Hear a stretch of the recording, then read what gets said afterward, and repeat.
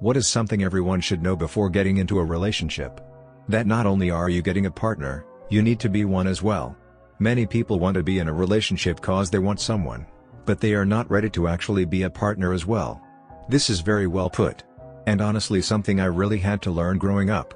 I am with my husband for many years, and he is just the most amazing man ever. It took me a few months to realize that he was putting in so much work into a relationship, and that I wasn't giving the same in return. Then it took a while to figure out, together, how we could each contribute in our own way but still keeping things balanced. That even if you do everything right, love someone deeply, and are there for them, they may decide to leave you. And the anguish is unbearable when they depart. As someone who's afraid of this exact scenario/possibility, does anyone know how to overcome this fear? Edit. Thank you for the replies and comments. It helped me to know there are people who experienced it but said that it gets better, and to those that basically said it's a sad reality but it's better to have loved than not at all. I hope you were right. Try again. It's happened to me and it took about 3 years for me to really get over it and be ready to put myself back out there. But the point is that I did eventually move on. It's one of those risks that just comes with the territory, and you either have to make peace with that and accept some risk, or decide it's not worth the risk of getting hurt and be single forever. That said, the slower you take things, the slower you get attached, and the easier it is to see warning signs and cut your losses before you get too far into a situation that's never gonna work. The less attached you are, the less it sucks if it doesn't work out. All potential gains in life come attached with potential loss.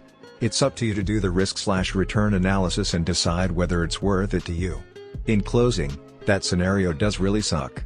But I'll tell you from experience, you'll get through it and you'll be better for it. Then you can try again if you want. Life goes on. This is something that bothered me a lot already. Is it worth it to open up and be hurt, possibly over and over again? How do you keep dealing with being let down? Doesn't that hurt your self-image and positivity in the end? That's a hard one to answer in a way that'll make sense, since it's a personal mindset sort of question and your answer might be different from mine. First off, you need to be secure and content from the get-go while you're single so that your self-worth and image aren't based on your relationship status. That's huge. It takes a lot to get there and it's not easy, but it helps massively.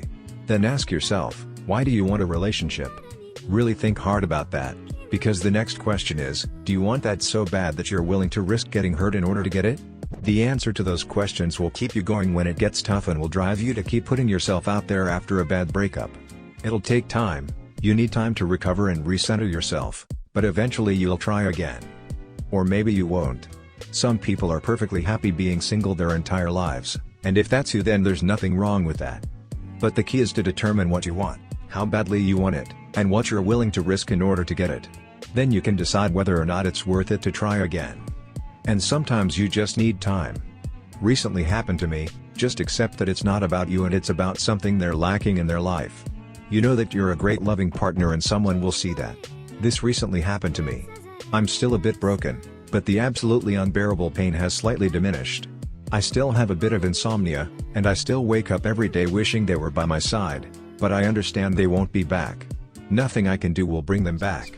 They simply are not interested in being in a romantic relationship with me any longer. The only thing that keeps me sane is the fact they still want to be friends.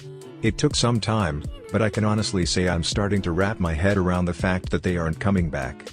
In my experience, most people don't communicate what their hopes and expectations are for a relationship before entering one, and this usually leads to arguments and the relationship failing. Before making the decision to commit to someone, you need to know if they are interested in committing or just want something casual. And what do you want? Do they want kids? What is their idea of good or bad parenting, and does it align with yours? Do they want to get married? If so, at what point do they want that to happen? Do they have a dream of living abroad/moving around, or are they keen to stay put? Do they want to save money and enjoy life later, or are they more of a live in the moment and worry about it later type of person? All of these things can become major issues in relationships and are often deal breakers. The top 2 causes of major arguments in relationships are parenting and finances. So make sure that you are in alignment or have complementary characteristics in those areas. You have to communicate about this stuff to make sure you are pretty much on the same page before you commit, as otherwise it just isn't going to work long term. You will get out of it what you put into it. The most successful relationships require lots and lots of work. I keep hearing this and I just don't really get what's the deal with all this hard work and what it entails. I just don't see the point. Presumably people are together because they enjoy it and it's better than being alone, so if it's such a hard work, is it really better? I just think a lot of relationships are shit, which is why people say this. Supporting each other through disappointments, health crises, accepting the aging process, doing life admin, doing chores. All of that is draining and will cause ups and downs. Some of those can be anticipated, some of them can't be. The good parts need to be easy and good enough to balance the life stuff. That's the work. Your job is to learn each other and iron out the communication and value differences early enough that you know how to support each other gracefully through the less exciting and sometimes soul-crushing times. Love is a choice. There will be times where things will be tough and you might not feel attracted or happy when with a partner sometimes, but that doesn't mean you won't forever be open and communicate how you're feeling, and eventually you'll work things out. This doesn't however mean you should forgive a partner for toxic behavior such as cheating or abuse, but that spark just isn't always there. It's like a 90% thing I say.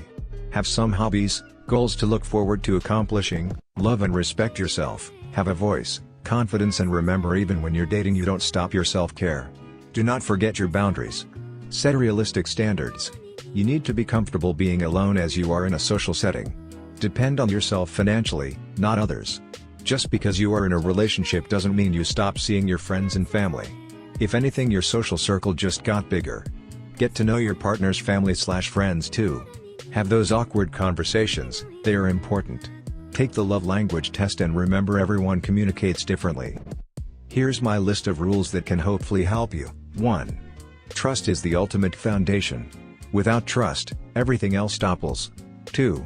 Not only will you be getting a partner, you need to be a partner. 3. Yes, you will have problems, and yes, you will have arguments. The best thing to do is handle it like adults, because screaming at each other will get you nowhere. 4. Communication is key. Even on the most basic of things like be here at 5 for dinner. Did they do something that pissed you off? Tell them how you feel and how you don't appreciate it. Are you suspicious of them taking your snack? Let them know. The more you communicate, the less rule number 3 will happen. 5. Sex is only a bonus between you two. If you build your relationship on sex and sex alone, you're not in a relationship, you just fuck. 6. Having a baby will not fix things. It will only make it worse. 7. Patience. A little bit of patience goes a long way. 8. Don't open up the relationship. Unless it is specifically clear from the beginning that the relationship is open. Otherwise, stay away from that territory. Wanna have a threesome? Are you prepared to see your partner fucking/being fucked by someone else and making faces/noises you thought were for you? If not, for the love of God, don't do it. 9. You can't just break up with them because of X. Refer to Rule 7. 10. Insecurity is what will fuck everything up. Let them know what is up and also tell them you don't care about X, because Y makes them so beautiful. Let them know that with or without X, you'd love them the same. 11. No mind games. Just fuck off with that. We're grown adults, not high schoolers. If you follow all of these rules, you'll go far. If you're missing a key element, you can still make it work, but implement the key element, you're missing. El número 4 está un poco loco. Número 5 con la coronita. Número 6 como aconsejas a tu novia por 10ª vez en el día. Número 7 bandera de la rendición. Número 8 el duende con estilo. Número 9